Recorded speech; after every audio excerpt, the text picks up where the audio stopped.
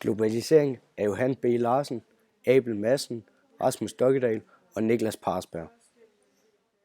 Vores overordnede problemstilling har været globaliseringens indflydelse på individer, virksomheder og samfund på forskellige områder. Under den overordnede problemstilling har der været 4 underproblemstillinger og dertil hørende 8 arbejdsspørgsmål.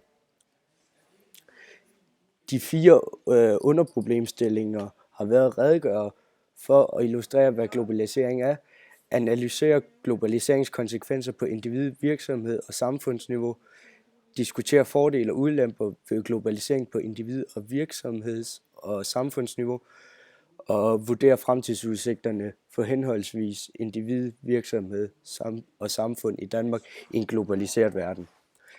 Ved globalisering forstås den proces i verdensøkonomien, hvor en øget bevægelighed af varer, tjenesteydelser, kapital og arbejdskraft medfører en stigning i den økonomiske integration. Globalisering kan forstås som begrebet for det, der har bragt verden tættere sammen. Man kan sige, at man har gjort verden mindre. Landene er blevet mere afhængige af hinanden, da alle lande har været sin del af bidrag med. Ved globalisering forstås også den måde, hvorpå virksomheder udbreder sig til andre markeder.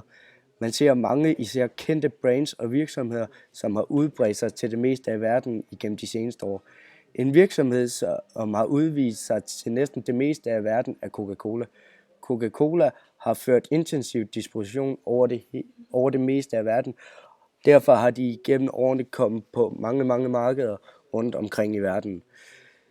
Der har dog også været konsekvenser ved globalisering. Antallet af folk, der lever for under $1 om dagen, er faldet overordnet set. Antallet i Asien er faldet med 50%, hvorimod i Afrika er den steget med 2%. Det viser, at der er både fordele og ulemper ved globalisering. Tallene lyver, hvis man ser dem overordnet for hele verden. Men når man kigger på tallene for de enkelte verdensdele, så er det kun i Asien, at globaliseringen har været godt.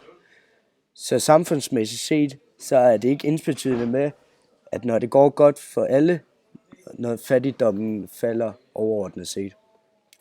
Der er blevet meget større forskel på de rige og fattige lande. De fattigste ulande bliver ikke påvirket særlig meget på grund af globalisering, da de ikke har så meget at tilbyde. Deres infrastruktur og lav uddannelsesniveau er ikke noget, de store internationale virksomheder kan bruge til noget. Det er nemmere at få lande til at handle på tværs af grænserne. Selvom det på mange måder er godt, så er der også konsekvenser ved det. Hvis der kommer for mange nye virksomheder ind på det danske marked for eksempel, så bliver det sværere og sværere for de virksomheder, der allerede er på markedet, at få det til at køre rundt. Leverandører kan også skabe problemer på grund af globalisering. Det kan tage længere tid på grund af, at der nu er ligesom mere transport globalt på grund af, at det er nemmere at handle på tværs af grænserne. Fremtiden ser godt ud for handel mellem landene. Det bliver hele tiden forbedret deres vilkår for at handle med hinanden.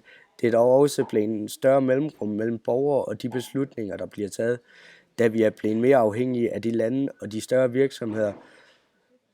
Så borgerne har også mindre at skulle have sagt, fordi vi er blevet så afhængige af hinanden. Så det kræver også, at hvert land har en god økonomi. For hvis et af de større lande går konkurs, er der en risiko for finanskrise. En hovedfaktor for globalisering er så stor en succes, en hovedfaktor for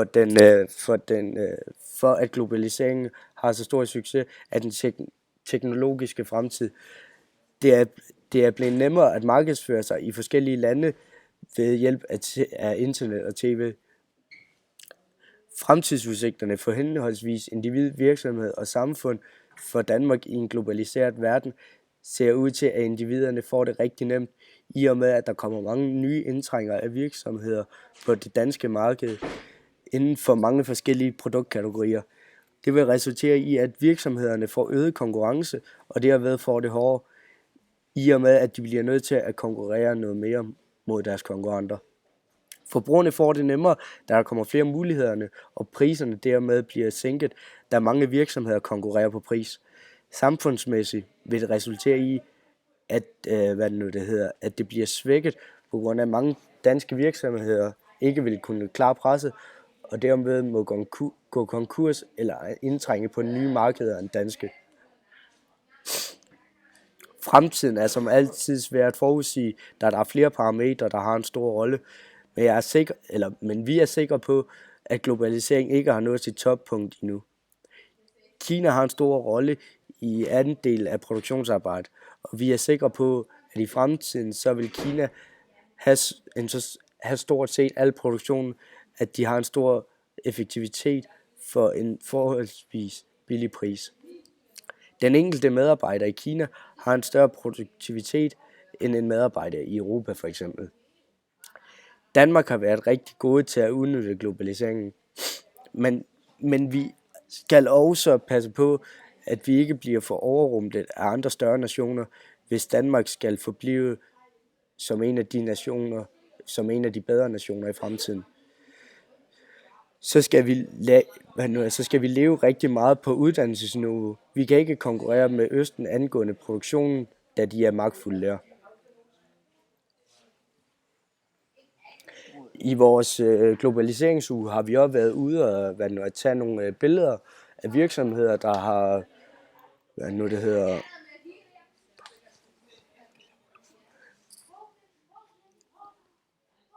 Og hvis vi starter med Bang & Olufsen, så er Bang & Olufsen en dansk virksomhed, som producerer og sælger alt inden for radio og tv i god kvalitet.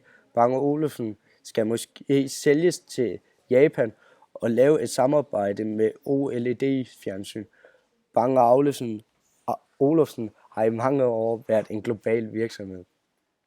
Den næste virksomhed, vi har været ude og tage billeder af, er H&M, også kaldet Hennes & Mauritz. H&M er en svensk tøjkæde. Kæden har specialiseret sig i et bredt udvalg af tøj, og har både meget billigt tøj, og også noget af lidt bedre kvalitet til en højere pris. Globalt set er H&M en virksomhed spredt over det meste af verden, med produktion i Asien og butikker over det meste af verden. Den næste virksomhed, vi har været ude at tage billeder ved, er Levi's.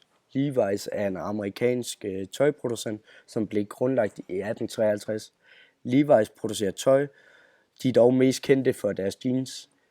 Levi's har produktion i Asien og har butikker over det meste af verden, hvor de sælger på B2C-markedet, altså business to consumer market. Johan er en dansk cafékæde, som blev startet i år 2002 af Kasper Basse. Johan serverer mange former for drikkelse, som kaffe og smoothies. Johan serverer også mad som sandwich. Globalt set er Johan repræsenteret i mange store byer rundt omkring i Europa, men de har planer om fortsat at udvide sig til flere store byer med flere restauranter.